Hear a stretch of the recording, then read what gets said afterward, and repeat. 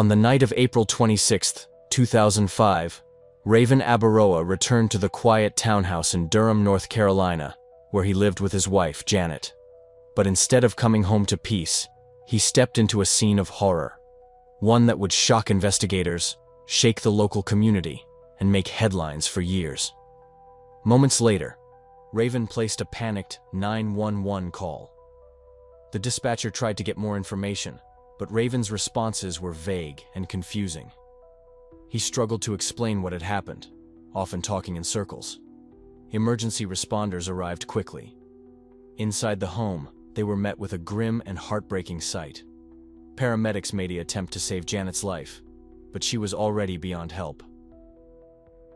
Janet Abaroa was born on June 19, 1979, in a peaceful, scenic town nestled among the rolling hills of Virginia. She was the seventh of 10 siblings and quickly stood out for her intelligence, kindness, and strong character. From an early age, Janet exhibited traits that would stay with her throughout life. She was determined, compassionate, independent, and intellectually curious. Friends and family described her as warm and thoughtful, yet quietly confident. Janet's passion for sports was a central part of her identity. In middle school, she played soccer and basketball, and she also took to the water as a swimmer. As she got older, her dedication to sports only intensified. In high school, she continued to excel on athletic teams, and her talent eventually led her to Southern Virginia University, a small liberal arts college that shared her religious values. It was during her time playing collegiate soccer in 1998 that she met Raven Abaroa, a fellow student and athlete. He was charismatic, confident, and skilled on the field. Their connection grew from mutual respect and shared interests, and soon developed into a romantic relationship. Over time, their bond deepened, and after several years of dating, the couple chose to take the next step. In August 2000, Janet and Raven were married in a sacred ceremony at the Mormon Temple in Washington, D.C., a deeply meaningful location for the two of them as committed members of their faith. At first, their future looked bright. They were young, driven, and shared similar hopes for a loving, faith-centered life together. But early into the marriage, cracks began to appear. Janet began opening up to her loved ones about troubling issues in their relationship. She confided that Raven's behavior had become erratic and hurtful. There were signs of infidelity, whispers of other women, unexplained absences, and long periods when he would disappear without offering any reason. When he returned, he acted as if nothing was wrong. For Janet, who had always dreamed of a loyal, supportive marriage and a home filled with love and honesty, this betrayal was deeply painful. She wanted to build a stable family, and the emotional strain of her husband's actions left her feeling disillusioned and torn. Despite the heartbreak, Janet remained conflicted. She still cared for Raven, and her religious upbringing emphasized forgiveness and the importance of keeping families together. Amid this emotional turmoil, Janet found out she was pregnant, a moment that should have been filled with joy, but instead was clouded by fear and uncertainty. She wanted nothing more than to be a devoted mother, but the thought of raising a child in an unstable relationship weighed heavily on her.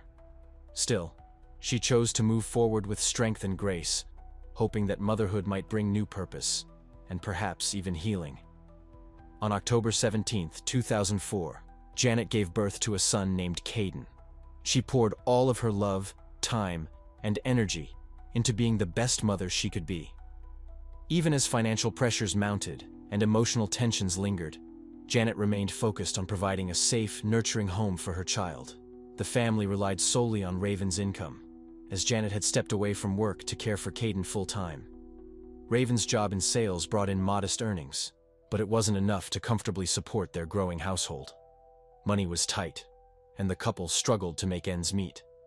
Thankfully, their landlord offered them a generous 3-month extension on rent to ease the pressure. The church community provided them with some financial relief, ensuring they could afford basic needs for themselves and their infant son.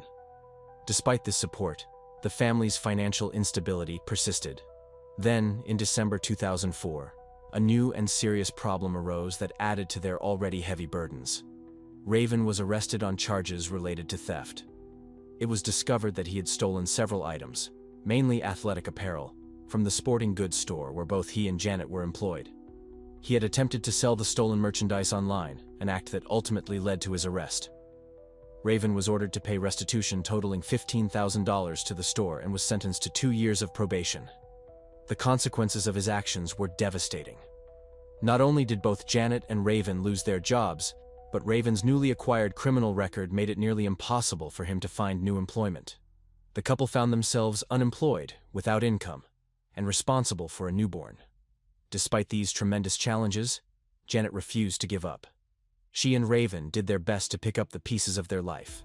They took on temporary jobs, accepted financial and emotional help from their families, and tried to keep their relationship from falling apart entirely. Still, under the surface, unresolved tensions and mistrust lingered. On April 26, 2005, the day began like many others. Janet picked up baby Caden from his daycare and returned home to prepare dinner. That evening, Raven joined them. The small family had dinner together in what appeared to be a quiet, domestic routine. Later that night, once Janet and Caden had gone to bed, Raven claimed he drove to Morrisville to participate in an indoor soccer game, one of the few recreational outlets he still enjoyed. But when he returned home late that night, he encountered a horrifying scene that would change everything. Raven Abaroa, clearly in shock and disbelief over what he had found, immediately dialed 911. His voice on the emergency call, later reviewed by investigators, carried a mix of panic and confusion. He informed the dispatcher that his wife had been attacked and was unresponsive, but he couldn't explain exactly what had been done to her. He appeared unable, or perhaps unwilling, to articulate the severity of what he had seen. When first responders arrived at the scene, they were met with a grim and tragic sight. Paramedics quickly assessed the situation and determined that Janet Abaroa had not been harmed by a firearm, as might have initially been assumed given Raven's vague report. There was nothing the emergency team could do. The scene was secured and homicide detectives were immediately called in to take over.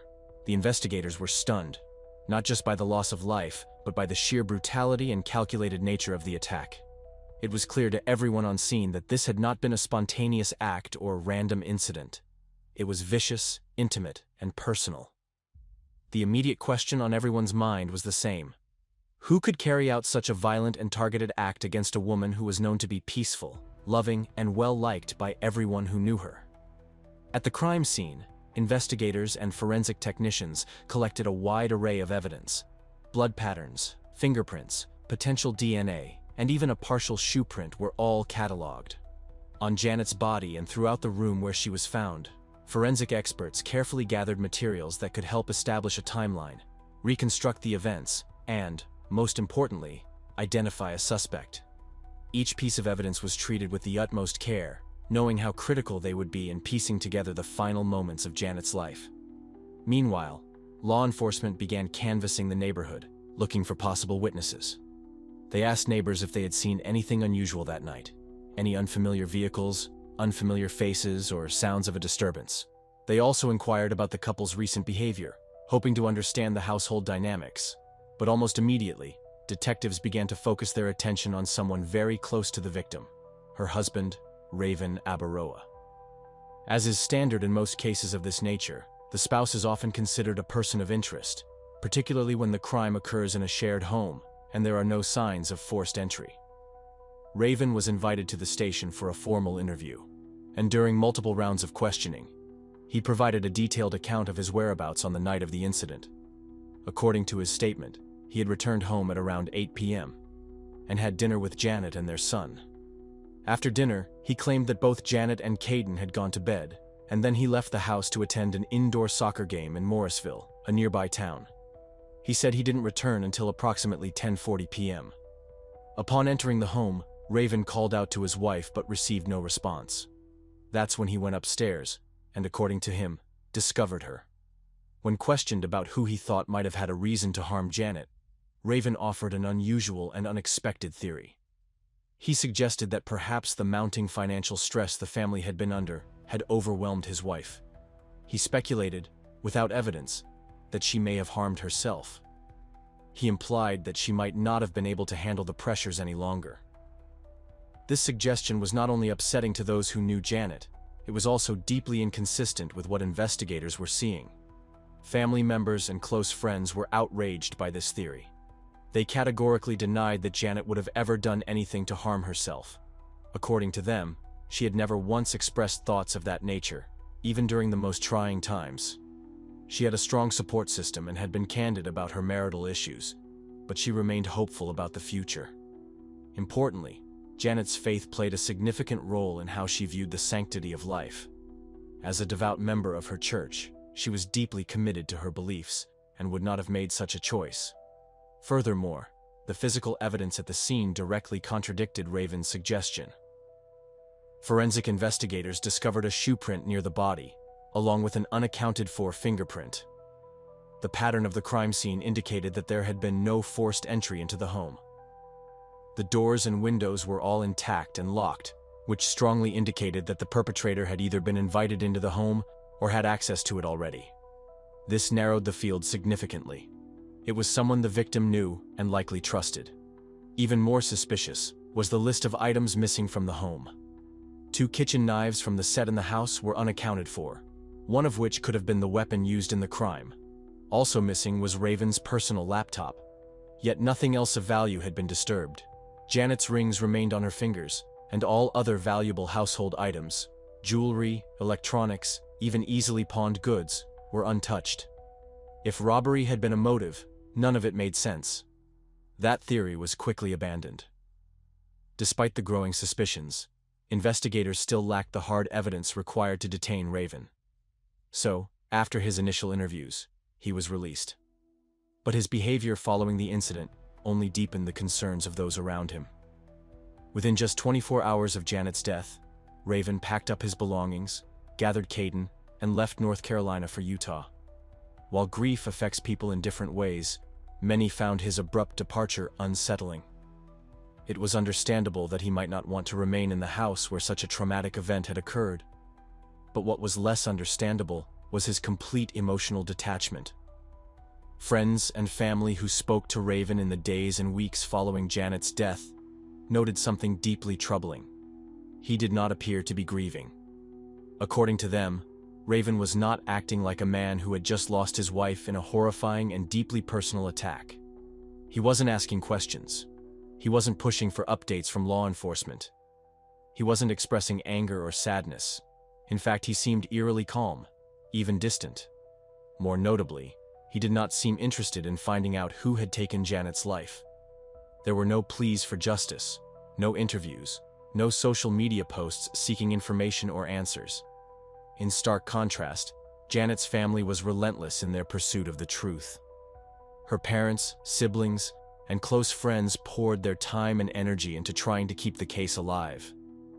They worked closely with detectives, hoping that some new detail or breakthrough would finally point to the person responsible. They scoured through her journals, emails, and messages, hoping to find something that might help the investigation. Eventually, a new detail emerged, one that shifted the focus back to Raven once again.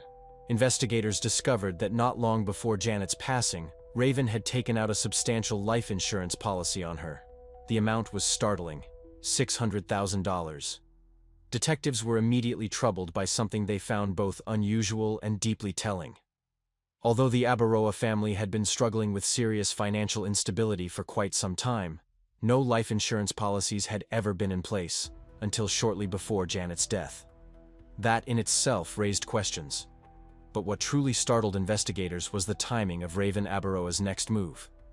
Not long after his wife's passing, and crucially, before she had even been laid to rest, Raven had already contacted the insurance company in an attempt to begin processing the claim for her policy. For investigators, this was not just premature. It was alarming. To many, it gave the impression of someone who was less focused on grieving a spouse and more concerned with collecting a financial payout. Detectives began digging deeper into Raven's past. They quickly uncovered troubling inconsistencies in the stories he had told not only to law enforcement, but also to Janet herself. During their courtship, Raven had portrayed himself as a devout member of their shared faith, saying he had once traveled to Peru as a missionary for the church. This detail was completely fabricated. In fact, Raven had never served a mission abroad. something that is typically a significant milestone in the life of a faithful Mormon man. While these lies did not directly tie him to the crime, they painted a portrait of someone who was comfortable with deception and manipulation, even in intimate relationships. Following Janet's passing, Raven relocated from North Carolina to Salt Lake City, Utah. He settled into a quiet life with his son Caden, and on the surface, appeared to be attempting a fresh start. With insurance money now reportedly in hand, Raven no longer faced the same financial pressures. While living in Utah, he met a new woman named Vanessa Pond, a caring, soft-spoken kindergarten teacher. Their paths crossed when Raven enrolled his son in her class, and their connection was almost immediate. Soon, they began dating, and their relationship developed quickly. But what Raven didn't know was that Janet's family had not stopped paying attention. They remained deeply committed to uncovering the truth, and that included keeping tabs on Raven's new life. The family, still in mourning and desperate for answers, reached out to Vanessa. In an effort to protect another innocent woman, they warned her about Raven's past. They told her that he was not the man he seemed to be, and they urged her to be cautious. But Vanessa, caught up in the early days of love and trust, didn't believe them. She stood by Raven, convinced that the accusations were exaggerated or the result of misunderstanding and grief. Over time, however, cracks began to show in their relationship. After 3 years of dating, Vanessa and Raven married. But soon after the wedding, she began to witness a different side of him. Just like in his first marriage, there were episodes of volatility. Vanessa described Raven's frequent mood swings, bursts of anger, and controlling behavior. At times, he would lose his temper over seemingly minor things, and she started to feel unsafe. She later admitted that she began to question everything, especially whether it was truly possible that her husband had been involved in his first wife's death. While Raven attempted to present himself as cooperative and open, his behavior increasingly raised concerns. He made an unusual choice by giving an interview to the media, where he stated publicly that he hoped the case would be resolved soon, so that the police would finally leave him alone. He denied any involvement in Janet's death, but showed little emotion when discussing her memory or the tragedy that had unfolded. To those watching, it seemed as if he wanted to shift attention away from himself, while doing little to honor the woman he had lost. Around this time, a new detective took over the case, someone determined to approach the investigation with fresh eyes and unwavering focus. This new lead investigator was deeply committed to uncovering the truth and giving Janet's loved ones the justice they had been waiting for. Her family, still grieving yet relentless in their pursuit of answers, offered full cooperation. They handed over Janet's journals, emails, and communications, and kept in regular contact with the investigative team. Meanwhile, Vanessa was quietly coming to her own realization. The man she had married was not the kind, grieving widower he had portrayed himself to be. She eventually came forward and spoke to the media herself, describing her own troubling experiences. She revealed that Raven often displayed erratic behavior and emotional instability. Over time, she began to believe that he was not only manipulative, but possibly capable of serious harm. Detectives began reconstructing the full timeline of the events leading up to Janet's death. They believed firmly that Raven was responsible, but proving it was another matter. One of the biggest hurdles they faced was his alibi. Multiple individuals had confirmed that they saw Raven at the indoor soccer game on the night of the incident. These witness statements complicated the case significantly, and prosecutors were reluctant to move forward without airtight evidence. Still, the investigators pressed on. They closely examined the 911 call Raven had made on the night of the tragedy. During the call, he told the dispatcher that his wife had been shot, which was quickly proven incorrect. Janet had suffered stab wounds, something that was visually evident even to untrained responders. While some might chalk this up to confusion or shock, detectives believed this was an intentional misdirection, a tactic to delay or mislead the investigation. As part of a renewed investigative strategy, detectives arranged a follow-up call with Raven. In this phone conversation, they subtly introduced new questions and revisited old ones. Raven repeated the same basic story he had told years earlier, but this time, he struggled even more to recall certain key details. His inability to remember the timeline, combined with vague accusations that police were incompetent, only deepened their suspicions. Wanting to learn more about his character, Investigators also reached out to another woman Raven had dated. The responses were startlingly consistent. Several former partners confirmed that he had demonstrated aggressive behavior, controlling tendencies, and emotional manipulation during their relationships. One detail in particular caught the attention of detectives. On the night of Janet's death, Raven had locked his dog in the garage, a behavior that friends and family said was completely out of the ordinary for him. As investigators continued to re-examine every thread of evidence in the tragic case of Janet Abaroa's death, they uncovered yet another disturbing detail that seemed to suggest premeditation. It was revealed that just one day prior to the incident, Raven Abaroa had taken deliberate steps to transfer data from his personal laptop to another storage medium. This transfer raised serious questions for detectives. On February 1, 2010, nearly 5 years after Janet's death, Raven Abaroa was formally arrested on suspicion of first-degree murder. He was apprehended and extradited back to North Carolina to face charges. As preparations for the trial began, detectives resumed combing through earlier forensic findings. It was then that a seemingly small but significant detail caught the attention of one of the lead investigators. On the bedside table near Janet was an open contact lens case, empty. Her parents later told police that she had a specific nightly routine. She never went to bed wearing her contact lenses.